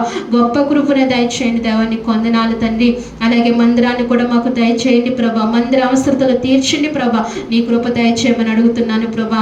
అయ్యా వచ్చిన నీ బిడ్డలను ధారాళంగా మీరు దీవించి ఆశీర్వదించి వారికి మంచి కృపనిచ్చి పంపించండి తండ్రి. అలాగే తండ్రి అత్తని మీరు జ్ఞాపకం చేసుకొని మంచి ఆరోగ్యం దయచేయండి ప్రభా. ఇక్కడ ఉన్న నీ బిడ్డలైన వారు అందరినీ పేరు పేరున మీరు జ్ఞాపకం చేసుకుని బలపరిచి దీవించి ఆశీర్వదించమని నీ సన్నిధిలో ప్రార్థించుకుంటూ నేను అలాగనే వారి కష్టార్జితంలో తీసుకొచ్చిన కానుకలు మీరు జ్ఞాపకం చేసుకోండి ప్రభా. ఆనాడు ప్రభా నైనా ప్రభా నువ్వు దేవాలయంలోనైనా అయా 2 కాసులు వేసిన వ్యక్తిని నువ్వు చూసి ఆశీర్వదించిన దేవుడు కదా ప్రభా. ఈనాడు నీ బిడ్డలను చూసి మీరు ఆశీర్వదించండి నైనా. వారి కష్టార్జితంలో తీసుకొచ్చారు ప్రభా. నైనా అయా కానుకలు అయా అర్పణలు కూడా మీరు అంగీకరించి బలపరిచి దీవించి వారిని బహుగా ఆశీర్వదించి గొప్ప కృప వారి కుటుంబానికి దయచేయండి. అన్న వస్త్రాలకు నైనా ప్రభా నివాసానికి అయా నెమ్మదికి ఏ లోటు లేకుండా వారికి శాంతిపరిచి బలపరిచి దీవించమని నీ సన్నిధిలో ప్రార్థించుకుంటూ అయ్యా నీ కృప దయచేయండి తండ్రి. నైనా మీ కుమారుడైన దైవజన్ మీరు జ్ఞాపకం చేసుకోండి ప్రభా. అయ్యా ఇదిగో మరి బలపరచండి, ఆ గ్యాస్ స్టవ్ని తీసివేయండి అయ్యా. ఇదిగో మరి ఎడమ వైపున లాగుతున్న తండ్రి నేను ఆ బలహీనతలు నజరేయుడైన యేసు నామములో తొలగించండి అయ్యా. ప్రతి బలహీనత మీరు విడుదల చేయండి అయ్యా. శీఘ్రముగా బలము పొందుకోవడానికి, శక్తి పొందుకోవడానికి సహాయం చేయండి ప్రభువా. అయ్యా నీకు ఉపయోగపడే గొప్ప సాధనంగా మీరు వాడుకోమని ప్రార్థన చేస్తూ అయ్యా బలమిచ్చి శక్తినిచ్చి నడిపించమని, ఇక్కడున్న అయ్యా బిడ్డలు యవన బిడ్డలను కూడా జ్ఞాపకం చేసుకుని దీవించి ఆస్వాదించండి. చదువుల్లో అయ్యా చంటి బిడ్డల చదువుల్లో, యవన బిడ్డల చదువుల్లో కూడా మీరు తోడుగా నడిపించమని, అయ్యా ఉద్యోగాలు, వ్యాపారాలు, చేతి పనులు, అయ్యా వృత్తి కలిగిన వారిని అందరినీ దీవించి ఆస్వాదించమని, నీ కృప దయచేయమని స్తుతించి ప్రార్థించి మా ప్రభువైన యేసుక్రీస్తు నామములో అడిగి వేడుకుంటున్నాము తండ్రి. మన తండ్రి అయిన దేవుని ప్రేమయు, కుమారుడైన యేసుక్రీస్తు కృపయు, పరిశుద్ధాత్మన్య సహవాసము మనకు, మన కుటుంబాలకు, సార్వత్రిక సంఘానికి ఇప్పుడును ఎల్లప్పుడూ సదాకాలము దేవుడు తోడైండి నడిపించును గాక. ఆమేన్. యేసు రక్తమే సులువు, యేసు రక్తమే జయం, ప్రవేశ రక్తము సంపూర్ణమైన విజయం కలుగును గాక. ఆమేన్, ఆమేన్, ఆమేన్.